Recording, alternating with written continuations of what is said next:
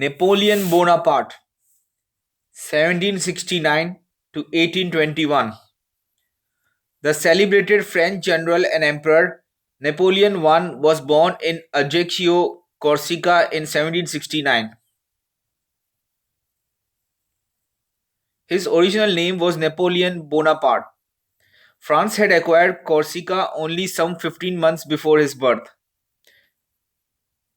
and in his early years, Napoleon was a Corsican nationalist who considered the French to be oppressors.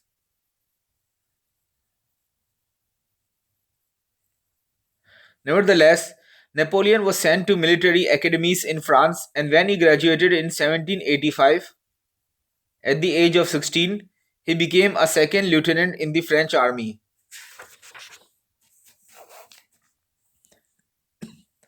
4 years later, the French Revolution erupted, and within a few years, the new French government was involved in wars with several foreign powers. Napoleon's first opportunity to distinguish himself came in 1793 at the Siege of Toulon, in which the French recaptured the city from the British, where he was in charge of the artillery. By this time, he had abandoned his Corsican nationalist ideas and considered himself a Frenchman.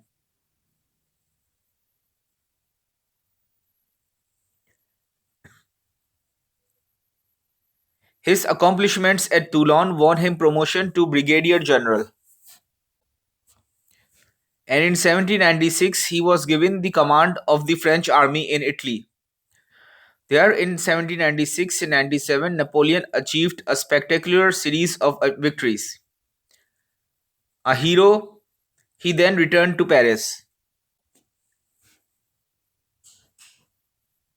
In 1798, Napoleon headed a French invasion of Egypt. The campaign was a disaster.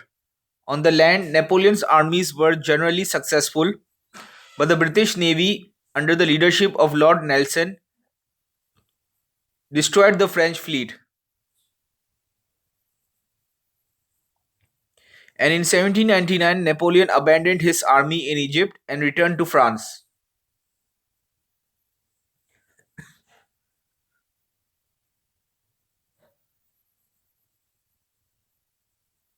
Back in France, Napoleon found that the public remembered the successes of his Italian campaign rather than the debacle of the Egyptian expedition.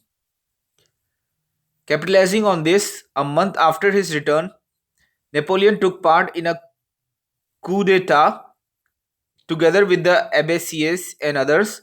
The coup resulted in a new government, the Consulate, with Napoleon holding the office of First Consul.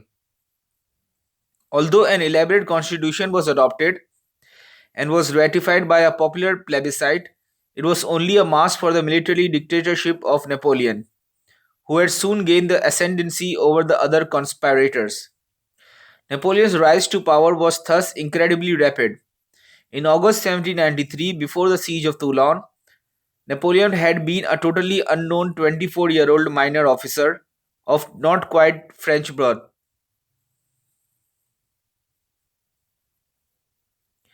Less than 6 years later, Napoleon, still only 30, was the undisputed ruler of France, a position he was to hold for over 14 years. During his years in power, Napoleon instituted major revisions in the administration of France and in the French legal system. For example, he reformed the financial structure and the judiciary. He created the Bank of France and the University of France, and he centralized the French administration. Although each of these changes had a significant and in some cases enduring impact on France itself, they had little impact on the rest of the world. One of Napoleon's reforms, however, was destined to have an impact far beyond the borders of France. That was the creation of the French Civil Code, the famous Code Napoleon. In many ways, the code embodied the ideals of the French Revolution. For example, under the code, there were no privileges of birth, and all men were equal under the law.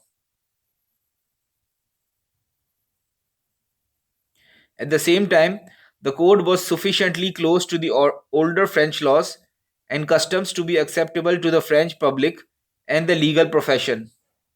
On the whole, the code was moderate, well organized, and written with commendable brevity and outstanding lucidity. As a result, the code has not only endured in France but has been adopted with local modifications in many other countries. It was always Napoleon's policy to insist that he was the defender of the revolution. Nevertheless, in 1804, he had himself proclaimed Emperor of France. In addition, Napoleon installed three of his brothers on the thrones of other European states. These actions doubtless aroused the resentment of some French Republicans, who considered such behavior a complete betrayal of the ideals of the French Revolution. But Napoleon's only serious difficulties were to result from his foreign wars. In 1802, at Amiens, Napoleon had signed a peace treaty with England, giving France a respite after more than a decade of almost continuous warfare. However, the following year, the peace treaty broke down and a long series of wars with England and her allies followed. Though Napoleon's armies repeatedly won victories on the land, England could not be conquered unless her navy was defeated. Unfortunately for Napoleon, at the crucial Battle of Trafalgar in 1805, the English navy won an overwhelming victory. Thereafter, England's control of the seas was not seriously disputed.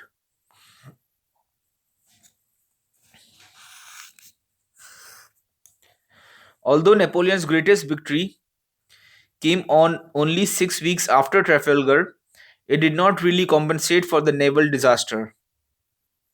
In 1808, Napoleon foolishly involved France in a long and pointless war on the Iberian Peninsula, in which French armies were bogged down for years. Napoleon's decisive blunder, however, was his Russian campaign.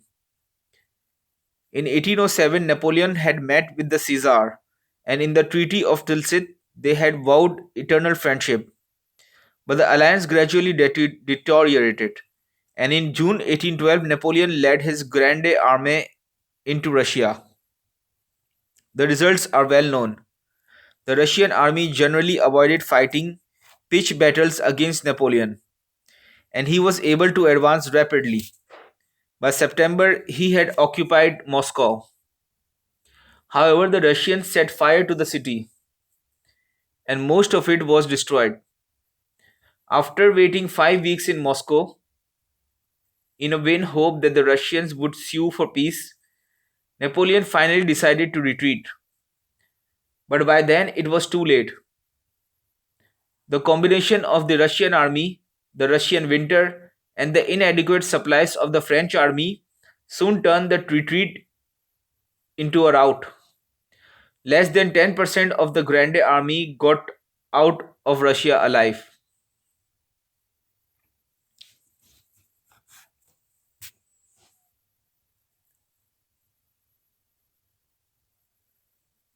Other European countries such as Austria and Prussia realized that they now had an opportunity to throw off the French yoke. They joined forces against Napoleon, and at the Battle of Leipzig in October 1813, Napoleon suffered another crushing defeat. The following year, he resigned and was banished to Elba, a small island off the Italian coast. In 1815,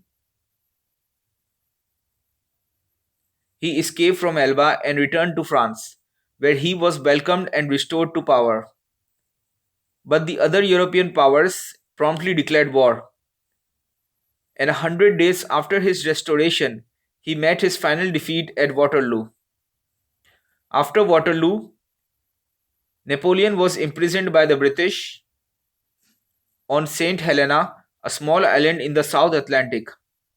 He died there of cancer in 1821. Napoleon's military career presents a surprising paradox.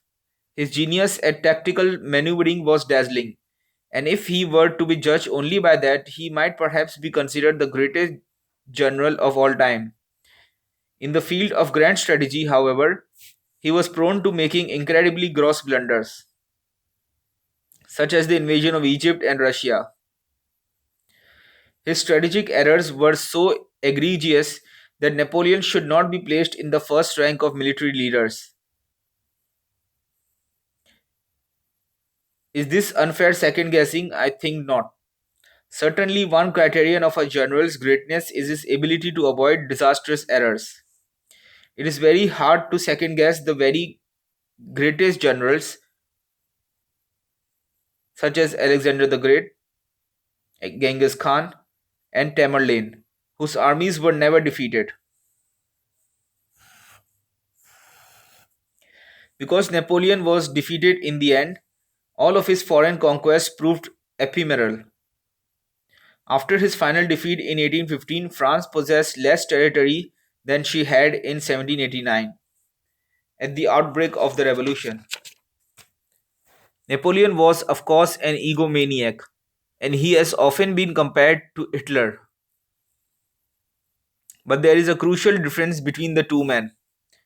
Whereas Hitler was motivated in large part by a hideous ideology, Napoleon was merely an ambitious opportunist, and he had no particular interest in perpetrating horrible massacres.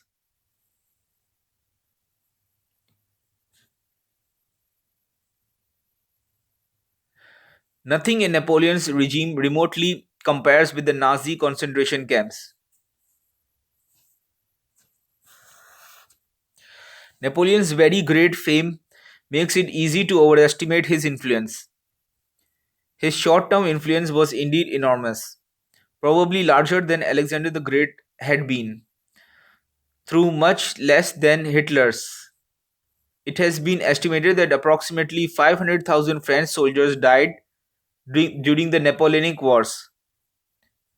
However, in comparison, it has been estimated that 8 million Germans died during the Second World War. By any standard, Napoleon's activities disrupted far fewer of his contemporaries' lives than did Hitler's.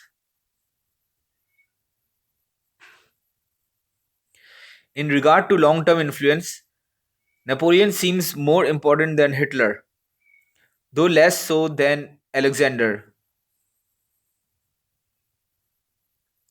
Napoleon made extensive administrative changes in France, but France comprises less than 1/70th of the world's population. In any event, such administrative changes should be viewed in proper perspective. They have had far less effect upon the lives of individual Frenchmen than the numerous technological changes of the last 2 centuries. It has been said that the Napoleonic era provided time for the changes instituted during the French Revolutionary era to become established, and for the gains made by the French bourgeoisie to be consolidated. By 1815, when the French monarchy was finally re established, these changes were so well entrenched that a return to the social patterns of the ancient regime was unthinkable.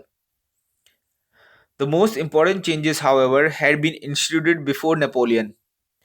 By 1799, when Napoleon took office, it was probably already too late for any return to the status quo ante. However, Napoleon, despite his own monarchical ambitions, did play a role in spreading the ideals of the French Revolution throughout Europe.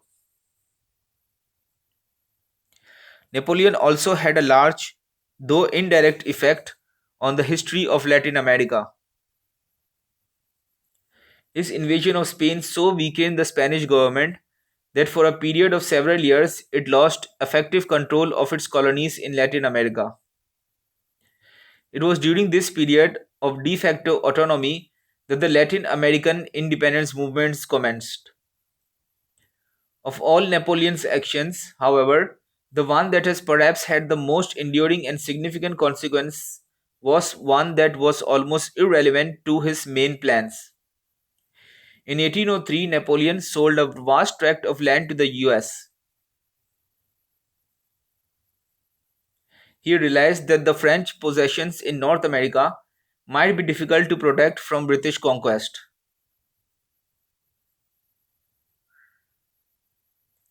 And besides, he was short of cash. The Louisiana Purchase, perhaps the largest peaceful transfer of land in all of history,